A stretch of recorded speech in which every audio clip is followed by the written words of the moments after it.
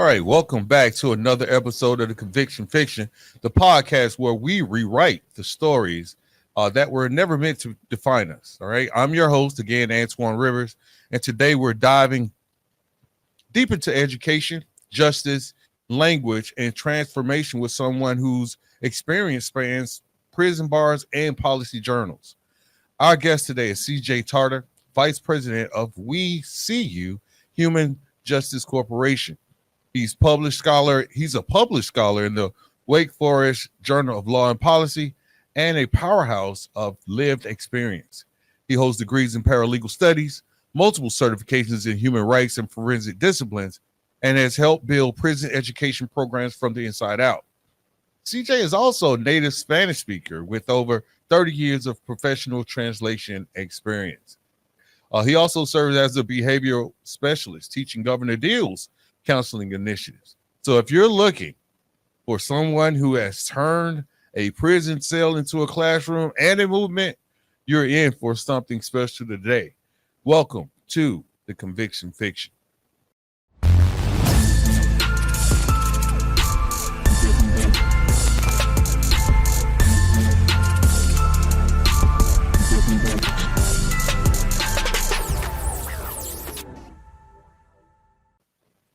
All right, I'm back. CJ, man, thank you for being here. You've done more during your incarceration than some folks managed to do in a lifetime.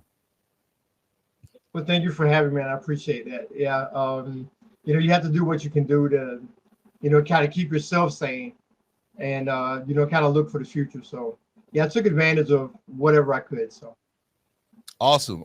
So let's start from the beginning. What was the moment where you decided that prison wasn't going to be the end of your story? I think early on when I went in, I was lucky to have a really good support structure. And I had a lot of people that had been in prison for a long time that worked as my personal mentors. Mm-hmm. And so I learned the good and the bad from them. And I kind of made a personal guarantee to myself that I was not going to be a statistic. I wasn't going to be that. And I made that promise to myself. And fortunately, I was able to live up to that. And again, I was fortunate to have a lot of people that had a lot of life experience, and they were generous enough with me to be able to share that experience with me. So not only could I get their experience, but it was served as a basis for me to begin to build my own experiences and my own life structure on. That's wild. Definitely something that a lot of people never experience. But so you were a behavioral specialist during your final years incarcerated. Mm-hmm. What did that role involve, and how did that come about? Behavioral specialist is a designation that they give you. It's normally given to the counselors in the institutions.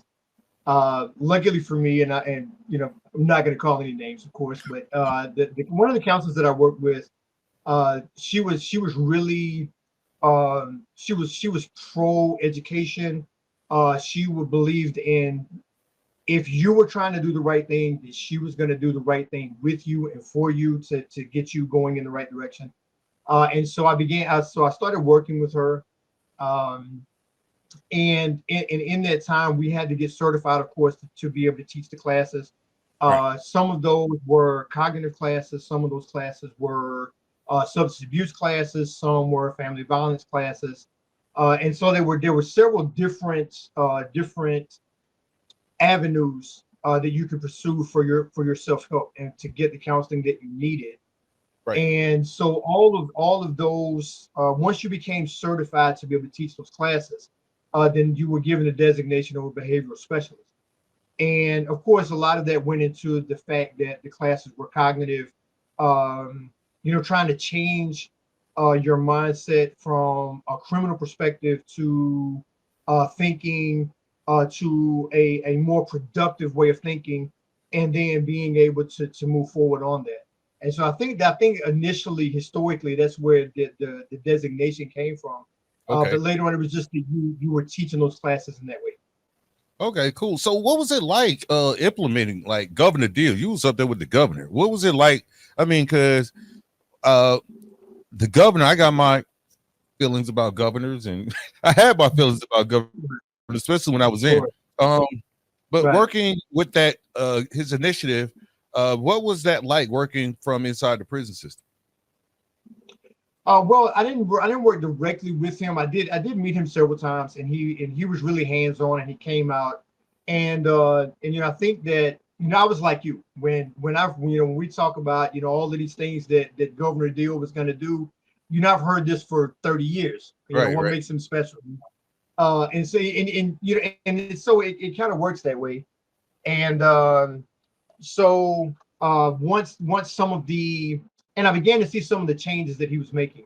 Mhm. One of the things was early on there was a questionnaire, and people were supposed to fill out this questionnaire, and the answers to this questionnaire was supposed to follow you into your community supervision, Mhm. and it addressed things like if you had medical issues, if you had cognitive issues, if you had maybe you needed mental health counseling, if you need to continue your if you need to continue whatever counseling that you may have had, Mhm. substance abuse, whatever it may be, and that was a fresh take because normally you completed your classes and you went out and there was no care that followed you into Right, the next step.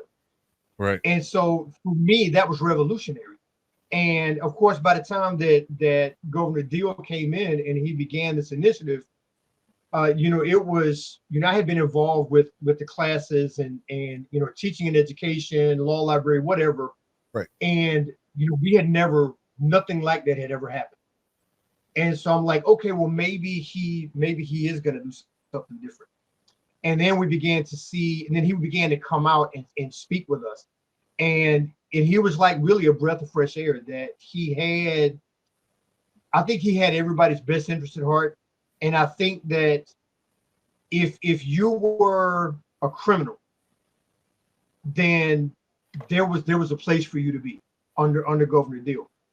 But I think that if you were like one of the vast majority of people who had been in prison and you had just made a mistake, then he was going to help you get what you needed to rectify that mistake so that you can continue on with your life and be productive.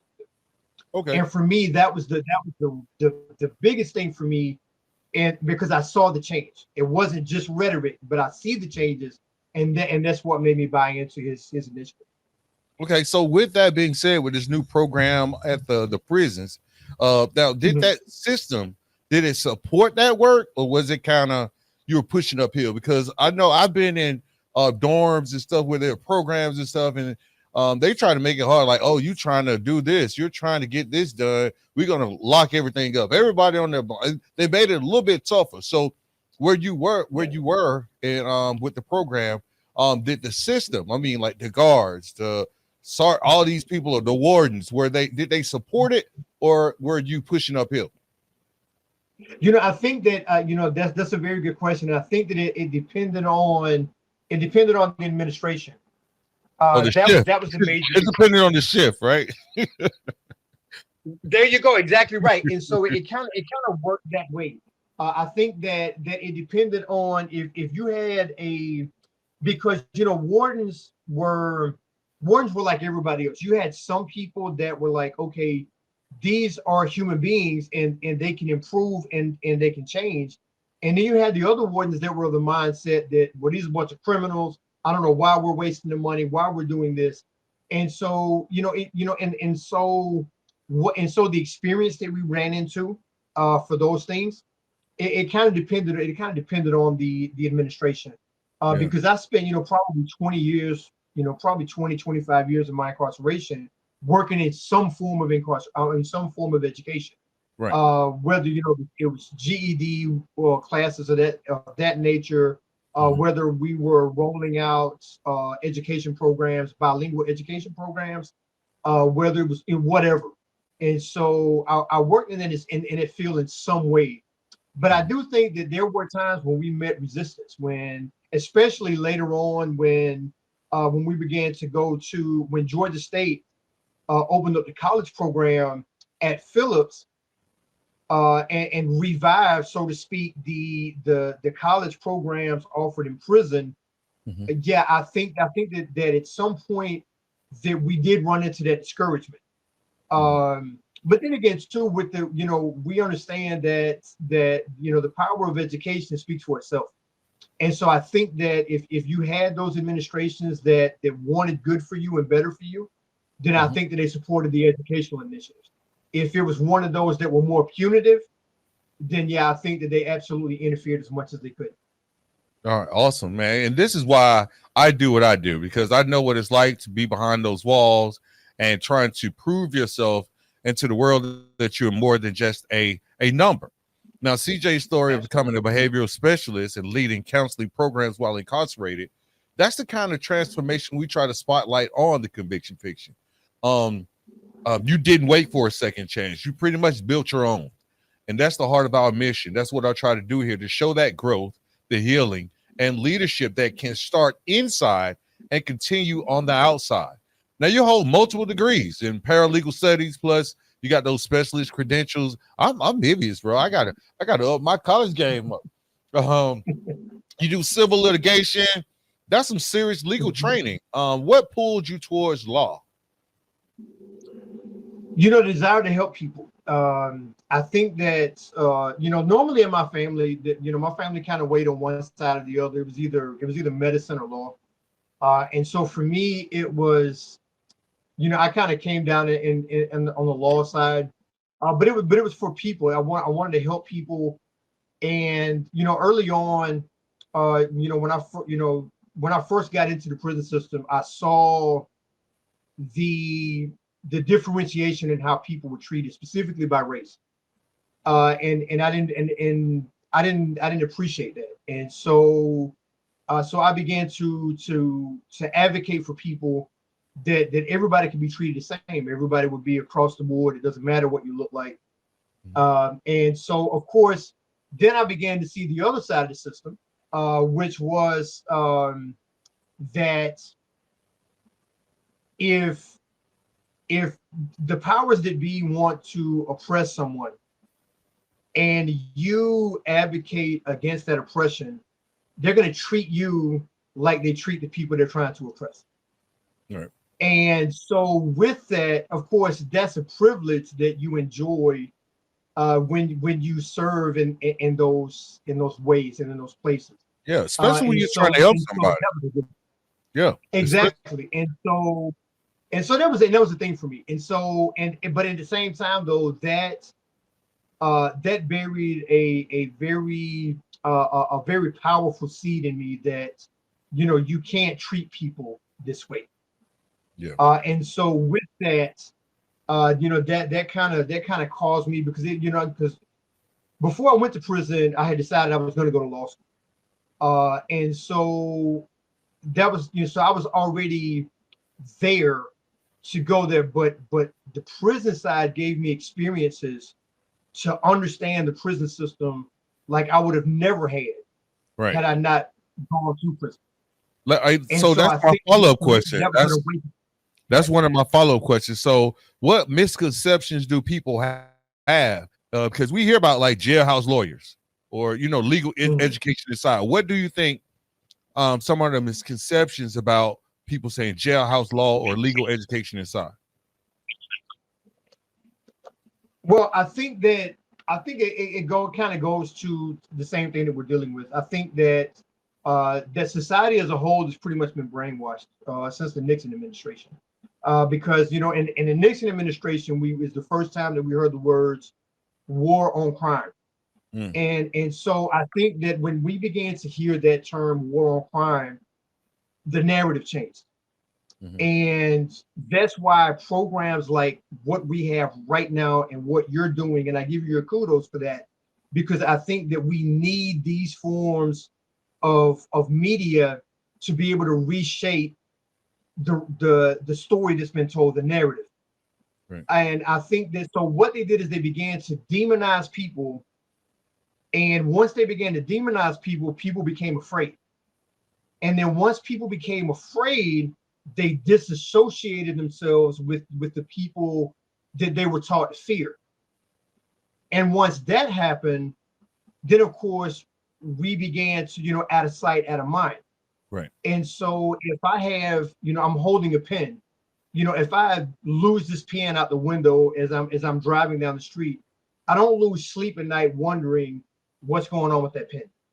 It's an inanimate object. I mean, it's a tool. It's something that I use. If I lose it, it doesn't matter. And unfortunately, I think we began to have that same mentality with people that are incarcerated. We were desensitized to look at these people as objects. We objectified these people, and then once they became and then once we became the objects, well, we're no different than the pen. If we're dealt with incorrectly, if we're dealt with harshly, if we're killed, if we're subjected to torment, who cares? I mean, we're objects. We're no longer people. And so I think that what I think that probably the strongest thing that we need to do now is that we need to re-educate people. We need to re-educate society so that they understand that we never stop being human beings. And I think that once we do that, then that's going to bring back the empathy. That's going to bring back people saying, well, no, wait, you can't treat people Right. like Just that. hold up. Like they're not pens. Exactly. It's just right. And I think that, yes, and I think that's where we lost. I think that's the issue. I think that's where we lost. I think that's where the complication came in. Because with that complication, we're not dealing with people anymore. We're dealing with objects. And so there was really wasn't an issue. But I think that what really changed it, to kind of go back specifically to your question, was the tough on crime. Not the policies of the legislators, but the lives that were affected, the amount of people that were affected. And so right now today, everybody that you meet has been to prison, has been on probation, has had a brush with the system, has a family member, a best friend, somebody in almost every household has been affected in some way. And so now it's no longer them, it's us. Hey. And I think that was the difference. As long as we were objectifying other people, I think that was an issue. But then when it became us, then the narrative changed. Oh man, that's the powerful stuff, man. I like the analogy that you mixed in with that. So when we talk about rewriting that narrative, this is exactly what I mean. Like people like you, educated behind bars and mastering the legal system, even on the outside, showing us that justice isn't only handed down in the courtrooms. Sometimes it's claimed in prison, libraries, and cell block law classes. For real, that aligns with everything that I stand for. And that's empowering those who've been labeled criminal to become advocates, educators, and protectors of rights. Because we're not broken. We were just silenced for a minute. Okay. We just had the muzzle on us. So with that being said, CJ, you're also a native Spanish speaker with decades of translation and interpretation experience. Now in prison, right, where language barriers can mean life or death, that's huge. Right. So can you talk about the role language played in your journey? Absolutely. I think that that's a good question. I could talk for hours about that one. There's lots that goes across there, but yeah, I think what I want to concentrate on is exactly what you just said, that language is life. And one thing that I recognized is that when my Hispanic brothers and sisters came into the prison system, I think that they were just dismissed as being unintelligent because they didn't speak the language. And I think that so a lot of times, they received unnecessary disciplinary reports. They were placed in the worst dorms. They were handled, much worse than what other people were, based strictly on the language barrier. And when I began to translate, I did it for the Spanish speaker, not for the system. But when I began to do that, and then communication improved, then their plight within the prison system seemed to improve the Right. same way. And then all of a sudden they began to be looked at, okay, well, this is a pretty nice guy, Raul over here, he's a really nice guy. Or, Martinez, he does a lot for us and he's a really good worker, Yeah, and he's he's just whatever. like But everybody then they else. began to, yes. And then what they began to do is through that, they were able to begin to see the individual personalities. They were able to see, okay, well, this person really isn't doing anything different than what anybody else does. And Mhm. I think that along there, the humanization of those people that did not speak English, that did not speak the language, I think that for me that was the bright spot, because the more the humanization played out, the better the institution was, because we understand, you and I both understand that diversity Mhm. brings success. That the more diverse, age-wise, race-wise, background-wise, all of those things, all of that diversity, the more diverse we are, the more successful we're going to be as a community, as a society, as an organization. And so my ability to be able to translate and to be able to bring that humanization to the brothers that were there, Mhm. that was the highlight for me. And if I could take one thing away from that and say that that was a highlight in my translation there, that would Mhm. be it. Being able to humanize my brothers that would not have had that otherwise. All right, so I got a question for you. Everybody is interested in this. Were you often called on to interpretate, just interpret? Were you often called to translate in high stakes situations? Were there any high stakes situations where you were called to say, "Hey, look, this is what he's trying to say. This is what he's trying to say." Yeah, there were times it was like that.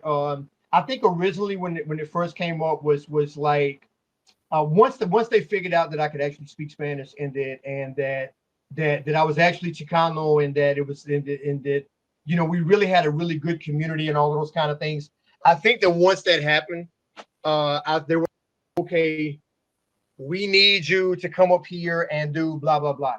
And so I was going to medical appointments and dental appointments and even immigration hearings. Right. And so there was just like all different kind of things that we went to. But I think probably the most high stake that I was able to do was, as you know, once the gang population began to build in prison, there was always some type of gang activity going on here, there, whatever. And so there were times when I was able to negotiate peace between two groups, so that no one got hurt, so that we could there was peace, that there was other ways to be able to reconcile those issues. But yeah, it was always that I would be I've been woke up in the middle of the night and they're transferring No, right. someone and they can't tell them, and so they would have to call me up to the ID room to be able to do the transfer paperwork, Yeah. or go to visitation, and they need to the staff needs to speak to the family, or what. So I was pretty much on call 24/7 for that. So yeah, there were several times. Some wasn't really a big issue, but a lot of times though there were times like education. And one of the things I did in the initiative, in Governor Deal's initiative, was that I was able to translate all of the materials from English to Oh, Spanish. And yeah. so that way, then that opened up our ability to include the Latinos in a process that they were initially, they were initially couldn't participate in. Right, They right, were right. excluded. There were no And books so and there are no programs for them. exactly. And so once that happened, then of course, and I taught, and then I taught in of course, I taught in GED classes and that kind of thing. And so it was always good, because it was always, for me, it was always an expansion. That I'm a firm believer that I cannot have a right that doesn't belong to you. So if any right that I have, you also have that right. And so in my being able to translate all of these materials and all of that, is the prison system gaining from that? And sure they are, but it's opened up a whole different world Mhm. for the Latinos that are there, Right. that could not have participated in any other way. And so it's a give and take, but it's one that I will take, because in the end, Latinos are getting out earlier because they're able to finish their case plan. So it just works out best for everybody.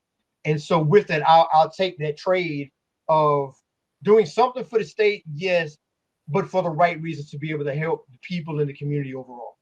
Man, you were like really close to being a label what they call the institutional need. Oh, I was absolutely that. There was no doubt about that. Yeah. Yeah. Well, Right, I'm so glad those days are behind us. I trust and believe it. you I'm glad feel me? those days I are behind us. understand. But yeah, I know Yeah. about that because the conviction fiction, that's what we talk about is like reconnecting our humanity, and language is a part of that. There's no doubt about that. And you were able to find your purpose and able to change lives in that way. Because as returning citizens, many of us have felt unseen, unheard, or misunderstood.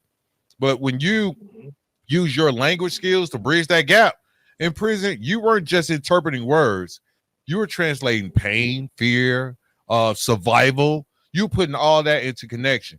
And that resonates with my mission here at the Conviction Fiction to create this platform where everyone, no matter what language they speak or where they come from, they can tell their story with dignity because it's different for the different people that's in there. Now let's talk about your work in those prison education programs. We talked about that a little bit, but what does that even look like from the inside? I mean, were you given like special privileges, or did they bring you a hamburger? What happened? Oh no, there were no hamburgers there. No, we got that same hamburger once a month. But yeah, no. I think I think that there were with the working in the education field, I think that how the details went. They were all the same. You get a cookout every now and then. You might get something done for you or whatever. But I mean, for me, it was always again in my formation. One of the major people in my formation was a guy named Miles Horton, and Miles Horton. A lot of people don't know about him, but if you look him up, you'll be surprised at just how important he was in the civil rights movement, and just how important he was in the unions. But and I just kind of threw myself off when I said that, but I was going to make a point. I forgot. But were you able to like start the education programs? Was there a moment that really stuck out for you wherein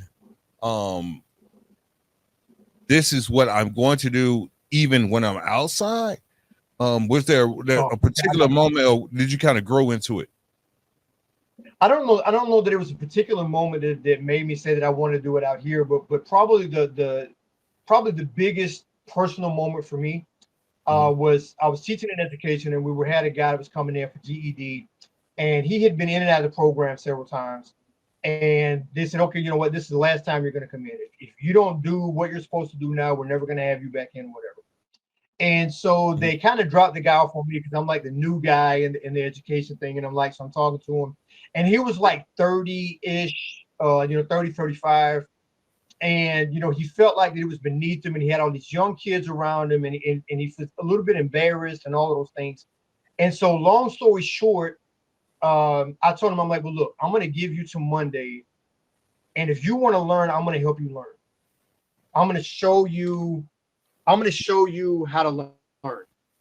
I can't teach you anything, but I can show you how to find what you're looking for.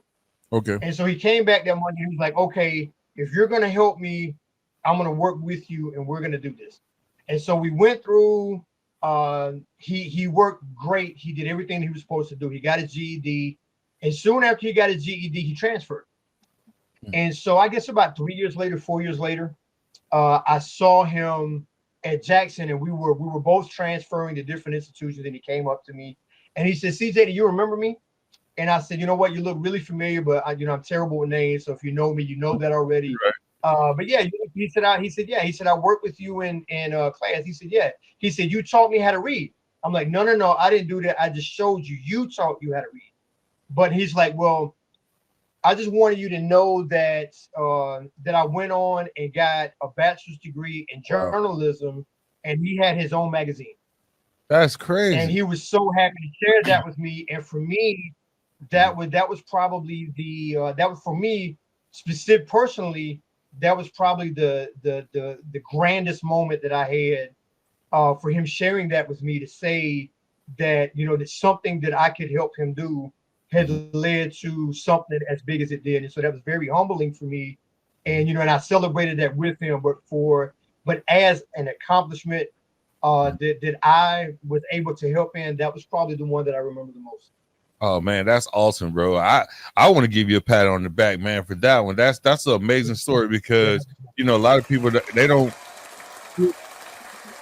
A lot of times when we do those programs, we don't think we're making a difference. We don't even think we're making a difference.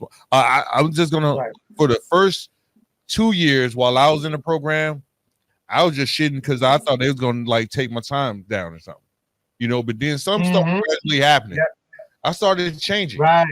I started Yeah. changing, and that's one of the core values that drives my work here, whether it's podcasting, writing books, the nonprofit advocacy, or even running my business. It's the belief that leadership doesn't begin after incarceration.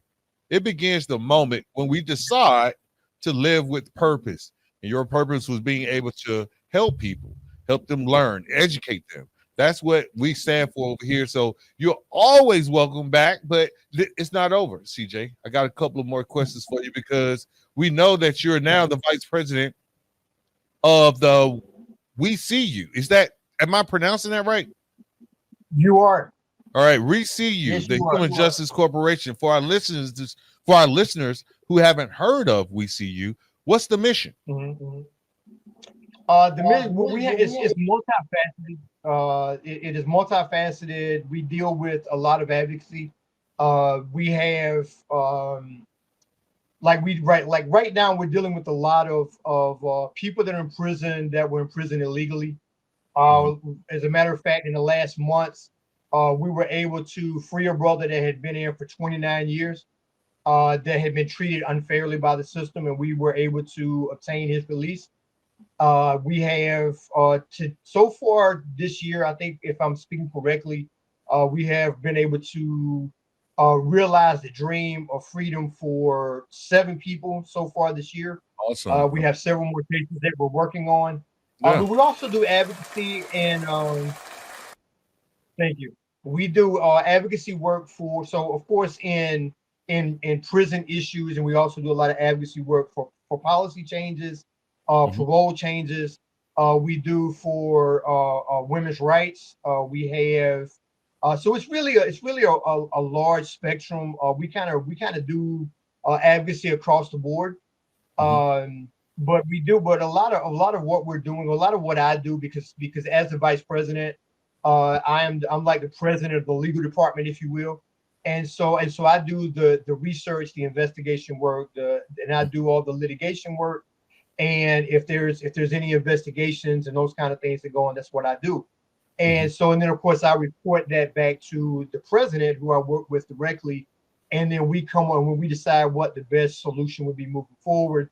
Mhm. And so far we've been blessed that our hard work has paid off for a lot of our clients, and we're Okay. looking forward to getting the clients that we have now justice, and in being able to move forward and expand into some of our other, and give a lot more time to some of the other avenues Mhm. that we advocate on as well. Okay. So, how can people support or get involved with this mission? Norm, what they would do is they would have to reach out. If they can reach out to you, you can reach out to me, and then I will Mhm. put them in contact with our president. Mhm. Because the president of the organization is the one that deals with all of the funding. Mhm. If people want to make donations, we certainly do accept donations. As a matter of fact, we're 100% on donations at this point. So any Mhm. donations would help and be beneficial to our cause. But that's something that I kind of leave to the president. And so if there are questions, if you would please forward those to me, and I will get those questions to the president, and then she will reach out directly to those people who do want to help our cause, and they will be able to speak with that, and they will find out what their process is. All right, awesome. I definitely want to get that information so we can post it once this episode has been published on tomorrow. Now, at the Conviction Okay. Fiction, as you know, we talk about rewriting narratives. That's all we talk about. Like, you messed up, you came home. Not saying that we're excusing the behavior, not saying that we are making excuses or we go, oh, woe is me. We basically just don't want to rewrite the narrative. We want to repurpose it to build institutions that serve the people most impacted by injustice. And I think that's what it's a great thing that you're doing. All right. So Absolutely. before we go, though, we Mhm. do this Uh, thing called rapid fire redemption. It's a little section called rapid all right. fire redemption, and then you're just going to answer from your heart. Okay. All right. It's just like a one question. Then you just give me the answer. Like, what is the first question? You ready? I'm ready. All right. What's the one book that changed your mindset? The one book that changed my life, I don't know about my mindset, but the one book that changed my life was Pedagogy of the Oppressed by Paulo Freire. And that book is that book and a couple others, but that book primarily is the one that put me on the journey into advocacy and crossing over from law into advocacy. Okay, cool. Now you ready for the second question? All right, you know how this I'm goes ready now. for it. All right, here we go. All right. What's the one thing you wish every prison had? Wow. I think that I would, if I had to say that, I would say a college program. And I say that because in my dealings, the higher you go in education, there is a ratio to your recidivism chances reducing. And so if you could get a master's degree, people that attain a master's degree present a 0% chance of Wow. recidivism. And so if we could have one thing in prison that I think that would help the prisoners and society, and it would be a win-win for everybody, was returning college programs to every prison. All right, awesome. Now, that's something I know we do have some trade schools in prisons. Where you can learn how to barber, cosmetology. But what about some of the liberal arts, like the journalism, like you were speaking on with your guy? You know what I mean? Right. All right. So, Right. And go ahead. no, I was just gonna say that when we started out with Georgia State, that's what it was. It was the humanities, and then of course it kind of expanded after that. And fortunately for us, the administration overall, the Department of Corrections was really welcoming for this, and had it not been for that program, the college, and I had been to college already when they had college before in prison, and before they took it all out, and before all of the tough on crime initiatives and all that stuff, but that Georgia State program, which is now Common Good Atlanta, which is a really excellent program. I could speak the rest of my life about it and what it's meant for me and how it's changed me. But that program is where I found myself. And if I had not had the pleasure of those 7 years of participating in Common Good Atlanta, then you and I probably would not be having this conversation. I think that I would still be successful, but the advocacy and understanding people and understanding the just what it takes to be able to recognize what we need to do for those people incarcerated, what we need to do for these people here in society, and how to bridge those gaps between the two. I learned at Georgia State. And so that I could, if I say that it was just life changing for me, that's probably I don't have words to describe how well the Common Good Atlanta program equipped me to find myself and to find my true passion, to continue to help people through those passions, and to become the person that I am now. And if it had not been for that program, I absolutely would not be where I am and doing what I love doing and being able to do it the way that I am, because I found my formation there, and it kind of went after that. And so I personally understand first person the power of education and how that changes people's lives, and how we continue to push forward and make the world a better place for everybody through education, because that's what we have. Because the more that we understand, the more that we know, the more that we can help. And I could, and that's something that you can tell I'm very passionate about, and I can speak about that for the rest of all of your programs. But that would add so much Hey, to your that's what thing. we Yeah. want. Matter of fact, I reached out to Common Good. I had a good friend of mine. He went to, he was we were in, I think we were in high school, and he went on to become like a successful lawyer, litigator. He's great. Winfred Murray, Winfield Murray, and he Yeah, kind of put me on isn't he on staff at he's on Morehouse. staff at like one of the HBCUs, Morehouse. Yeah, yeah, You for know, Morehouse. funny Exactly. story. That was Funny a high story about school. He was a guy that we lived around the corner. So we're talking about two different paths here. Right. sure. He went that way and I went that way. In the same Yeah, neighborhood. so it's a funny story. Yeah, he came out. He actually came out and taught at Georgia State at the Yes. Common Good Atlanta. Yep. And when he came out, he was like, so he was, of course, he was asking legal questions. Of course, I knew all the answers. And so he was like, "Did you ever take my class before?" I was like, "No, I think I was probably a legal professional before you, because you're a lawyer to me." But if you ask him about that, I'm sure that even though he may not remember me, I think he would remember that teaching experience and the guy that knew all the answers.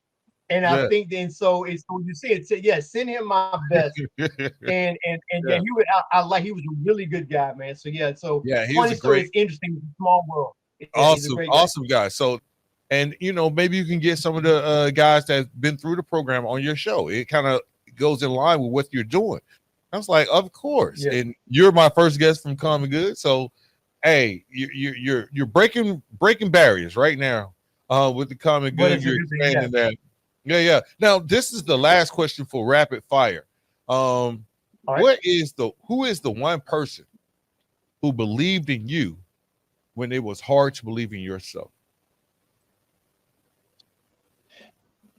But that's a great question. Of course, I can say my parents and those things, but again, I mean, I'm going to go back, and I'm gonna give a shout out back to Common Good Atlanta. So I can say that there were, most of the professors were there. But I'm gonna say that Sarah Higginbotham, who was the matriarch of this program, who had started that. Sarah is, now is a dear friend of mine, and she, Bill Taft, and a couple others have really, they were the ones that showed me that what I had already learned, and the degrees that I had and all of those things, that was good, and it was a building block, but it wasn't my end, it was my beginning. Right. And they believed in me, and they opened doors, and they stood by me, and they always said that they taught me that you limit yourself, and you have the intellect, and you have the drive, and you have all of these things to go. And so yeah, I think that it all starts with Sarah. There you go. And after Sarah, of course, and again, It's I a bunch. say Bill, It's a lot. They I can say touched your life. Elizabeth. I can say there's so many. Elizabeth. She was another professor, and she not only did, I mean, Elizabeth is so great. I could do a story, and I could do another another podcast just about her. Right. But she's she, not only was I taking courses, the regular courses, but she was working with me on a graduate course for in sociology, which she's at the School of Sociology there at Georgia State. And I mean, and there's just so many, man. But this whole process for me with Common Good Atlanta and getting to where I am now, it started with Sarah. And shout out Sarah. Shout out Sarah. If you're listening. Yeah, and she's changed. Yeah, she's changed so many lives for the better. And the world would be, and a lot of us coming out of prison would be much worse off if we didn't have the pleasure of knowing Sarah. Yeah, I had a one for me. Her name was Laura Murdoch. Life changing. I mean, it's something, because I'm pretty much like you. I mean, naturally you want to say your parents, you want to say your mom or something like that. But at the end of the day, It was somebody on the outside that came in and showed me a better way, and that would be Lord J. Murdoch for me. So, CJ, thanks, brother, for coming on. Thank you again, not just for being on the show, but doing the work when no one was watching. You're living proof that who we are inside matters more than where we've been. Now, before I wrap up, I just want to take a moment to reflect on the powerful conversation we just had with CJ, guys. When we started Conviction Fiction, when I started it, one of the things I was most passionate about was changing the narrative for people like us. With groups like the One More Question or Common Good, people who have been through the system, people who've been locked away for years, forgotten by most, thrown out like what's that pin thrown out. But we carry within us an undeniable potential for greatness. And CJ's journey is a living testament to that potential. So in this story, guys, I want you to know that we see someone not only refusing to be defined by the walls that surrounded him, but who used his time behind the bars to empower others and create lasting change. Okay, so big shout out to you, man. Again, bro, you're always welcome. We got to do a Common Good reunion or something on this thing. That would be great. Yeah, that'd be awesome, like a class reunion. If you've been through Common Good, come on. We're not waiting for a second chance. We're building it together. And you, CJ, you're an shining example of that. Your work, your voice, and your vision are helping to create a future where people are seen for the value they bring rather than just their mistakes. So big shout out to you, man. So to everyone listening today, hope you're walking away from this episode with a renewed sense of what's possible. You can work with the governor. All right. CJ's story isn't just one of mere survival, it's one of transformation. It's about reclaiming agency and power, even when the world tries to take that from you. That's the essence of what we're doing here on the Conviction Fiction. Thanks for joining us. And we guys, hopefully we'll see you next week. Peace.